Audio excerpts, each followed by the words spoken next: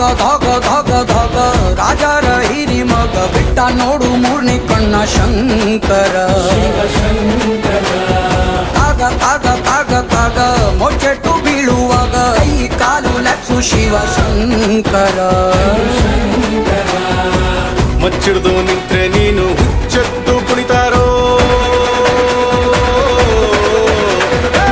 ಮಚ್ಚಿಡ್ದು ನಿಂತ್ರೆ ನೀನು ಹುಚ್ಚೆದ್ದು ಕುಣಿತಾರೋ ನಿನ್ನ ಮುಂದೆ ಎಲ್ರೂ ಬಚ್ಚ ಕಾಣಣ್ಣ. If you come today